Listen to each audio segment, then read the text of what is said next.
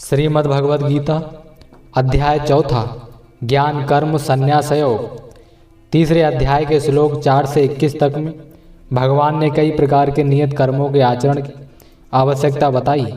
फिर 30वें श्लोक में भक्ति प्रधान कर्मियों की विधि से ममता, आसक्ति और कामनाओं का सर्वथा त्याग करके प्रभु प्रीतीर्थ कर्म करने की आज्ञा दी। उसके बाद 31 से 35वें श्लोक तक उस सिद्धांत के अनुसार कर्म करने वालों की प्रशंसा और नहीं करने वालों की निंदा की है तथा राग और देश के बस में न होकर स्वधर्म पालन के लिए जोड़ दिया गया है।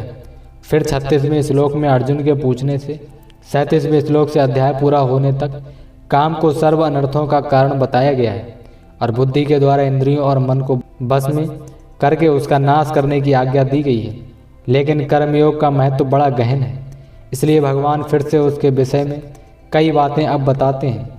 उसका आरंभ करते हुए पहले 3 श्लोकों में उस कर्मयोग की परंपरा बताकर उसकी महिमा सिद्ध करके प्रशंसा करते हैं। श्लोक पहला, श्री भगवान बोले, मैंने इन अविनाशी योग को सूर्य से कहा था। सूर्य ने अपने पुत्र वैवस्वत मनु से कहा और मनु ने अपने पुत्र राजा इक्ष्वाकु से कहा। श्लोक दूसरा, हे परंताप अर्जुन, इस प्रकार परंपरा से प्राप्त इस योग को राजऋषियों ने जाना, किंतु उसके बाद वह योग बहुत काल से इस पृथ्वी लोक में लुप्त प्राय हो गया। श्लोक 3, तू मेरा भक्त और प्रिय सखा है, इसलिए यह पुरातन योग आज मैंने तुझे कहा है, क्योंकि यह बड़ा ही उत्तम रहस्य है, अर्थात गुप्त रखने योग्य विषय है। श्लोक 4, अर्जुन बोले, आपका जन्म तो अर्वाचीन अभी हाल ही का है और सूर्य का जन्म बहुत पुराना है, अर्थात कल्प के आदि में हो चुका था। तब मैं इस बात को कैसे समझूं कि आप ही ने कल्प के आदि में यह योग कहा था। श्लोक 5, श्री भगवान बोले, हे परंताप अर्जुन, मेरे और तेरे बहुत से जन्म हो चुके हैं, उन सब को तू नहीं जानता, किंतु मैं जानता हूँ। श्लोक 6 का अर्थ, मैं अजन्मा और अविनाशी स्वरूप होते हुए भी तथा समस्त प्राणियों का ईश्वर होते हुए भी अपनी प्रकृति को अधीन करके अपनी योग माया से प्रकट होता हूँ। श्लोक 7 का अर्थ, हे पार्थ, जब जब धर्म की हानि और अधर्म की वृद्धि होती है तब तब ही मैं अपने रूप को रचता हूँ, अर्थात साकार रूप से लोगों के सम्मुख प्रकट होता हूँ। श्लोक 8, साधु पुरुषों का उद्धार करने के लिए, पाप कर्म करने वालों का विनाश करने के लिए और धर्म की अच्छी तरह से स्थापना करने के लिए मैं युग युग में प्रकट हुआ करता हूँ। श्लोक 9, हे अर्जुन, मेरे जन्म और कर्म दिव्य अर्थात निर्मल और अलौकिक हैं। इस प्रकार जो मनुष्य तत्व से जान लेता है वह शरीर को त्याग कर फिर जन्म को प्राप्त नहीं होता, किंतु मुझे ही प्राप्त होता है। श्लोक 10, पहले भी जिनके राग भय और क्रोध सर्वदा नष्ट हो गए थे और जो मुझ में अनन्य प्रेम पूर्वक स्थिर रहते थे, ऐसे मेरे आश्रित रहने वाले बहुत से भक्त उपर्युक्त ज्ञान रूप तप से पवित्र होकर मेरे स्वरूप को प्राप्त हो चुके हैं। श्लोक 11, हे अर्जुन, जो भक्त मुझे जिस प्रकार भजते हैं मैं भी उनको उसी प्रकार भजता हूँ, क्योंकि सभी मनुष्य सब प्रकार से मेरे ही मार्ग का अनुसरण करते हैं। श्लोक 12, इस मनुष्य लोक में कर्मों के फल को चाहने वाले लोग देवताओं का पूजन किया करते हैं, क्योंकि उनको कर्म से उत्पन्न होने वाली सिद्धि शीघ्र मिल जाती है। श्लोक 13, ब्राह्मण, क्षत्रिय, वैश्य और शूद्र, इन 4 वर्णों का समूह गुण और कर्मों के विभाग पूर्वक मेरे द्वारा रचा गया है। इस प्रकार उस सृष्टि रचनादि कर्म का कर्ता होने पर भी मुझ अविनाशी परमेश्वर को तू वास्तव में अकर्ता ही जान। श्लोक 14, कर्मों के फल में मेरी स्पृहा नहीं है, इसलिए मुझे कर्म लिप्त नहीं करते। इस प्रकार जो मुझे तत्व से जान लेता है वह भी कर्मों से नहीं बनता। श्लोक 15, पूर्व काल में मुमुक्षुओं ने भी इस प्रकार जानकर ही कर्म किए हैं, इसलिए तू भी पूर्वजों द्वारा सदा से किए जाने वाले कर्मों को ही कर। श्लोक 16, कर्म क्या है और अकर्म क्या है, इस प्रकार इसका निर्णय करने में बुद्धिमान पुरुष भी मोहित हो जाते हैं, इसलिए वह कर्म तत्व मैं तुझे भली भांति समझाकर कहूँगा, जिसे जानकर तू अशुभ से अर्थात कर्म बंधन से मुक्त हो जाएगी। श्लोक 17, कर्म का स्वरूप भी जानना चाहिए और अकर्म का स्वरूप भी जानना चाहिए तथा विकर्म का स्वरूप भी जानना चाहिए, क्योंकि कर्म की गति गहन है। श्लोक 18। जो मनुष्य कर्म में अकर्म देखता और जो अकर्म में कर्म देखता है वह मनुष्यों में बुद्धिमान है और वह योगी समस्त कर्मों को करने वाला है। श्लोक 19। जिसके संपूर्ण शास्त्र सम्मत कर्म बिना कामना और संकल्प के होते हैं तथा जिसके समस्त कर्म ज्ञान रूप अग्नि के द्वारा भस्म हो गए हैं उस महापुरुष को ज्ञानी जन भी पंडित कहते हैं। श्लोक 20। जो पुरुष समस्त कर्मों में और उनके फल में आसक्ति का सर्वथा त्याग करके संसार के आश्रय से रहित हो गया है और परमात्मा में नित्य तृप्त है वह कर्मों में भली भांति बढ़ता हुआ भी वास्तव में कुछ भी नहीं करता। श्लोक 21।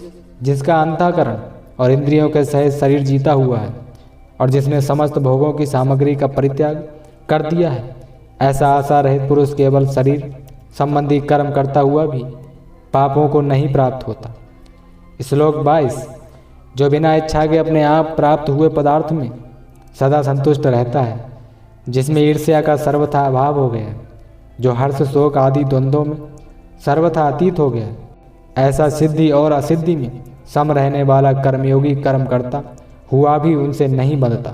श्लोक 23। जिसकी आसक्ति सर्वथा नष्ट हो गई है, जो देही विमान और ममता रहित हो गया है, जिसका चित्त निरंतर परमात्मा के ज्ञान में स्थिर रहता है, ऐसा केवल यज्ञ संपादन के लिए कर्म करने वाले मनुष्य के संपूर्ण कर्म भली भांति विलीन हो जाते हैं। श्लोक 24। जिस यज्ञ में अर्पण अथवा श्रुवा आदि भी ब्रह्म है और हवन किए जाने योग्य द्रव्य भी ब्रह्म है तथा ब्रह्मरूप कर्ता के द्वारा ब्रह्मरूप अग्नि में आहुति देना रूप क्रिया भी ब्रह्म है, उस ब्रह्म कर्म में स्थित रहने वाले योगी द्वारा प्राप्त किए जाने वाले योग्य फल भी ब्रह्म ही है। श्लोक 25। दूसरे योगी जन देवताओं के पूजन रूप परब्रह्मा परमात्मा अग्नि में अभेद दर्शन रूप यज्ञ के द्वारा ही आत्मरूप यज्ञ का हवन किया करते हैं। श्लोक 26।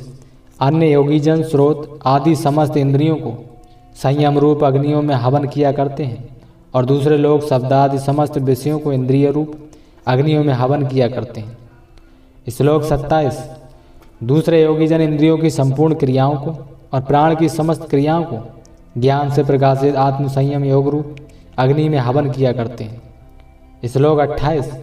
कई पुरुष द्रव्य संबंधी यज्ञ करने वाले हैं, कितने ही तपस्या रूप यज्ञ करने वाले हैं तथा दूसरे कितने ही योग रूप यज्ञ करने वाले हैं, कितने ही अहिंसादि तीक्ष्ण व्रतों से युक्त यत्नशील पुरुष स्वाध्याय रूप ज्ञान यज्ञ करने वाले हैं। श्लोक 29 और 30 का अर्थ। दूसरे कितने ही योगी जन अपान वायु में प्राण वायु को हवन करते हैं, वैसे ही अन्य योगी जन प्राण वायु में अपान वायु को हवन करते हैं तथा अन्य कितने ही नियमित आहार करने वालों प्राणायाम परायण पुरुष प्राण और अपान की गति को रोककर प्राणों में ही हवन किया करते हैं।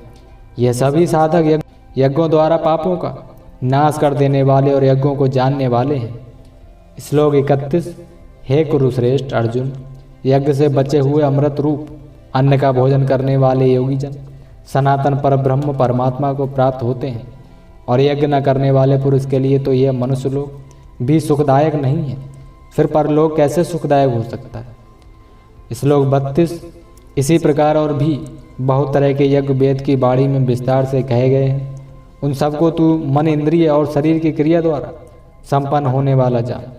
इस प्रकार तत्व से जानकर उनके अनुष्ठान द्वारा तू कर्म बंधन से सर्वथा मुक्त हो जाएगा। श्लोक 33।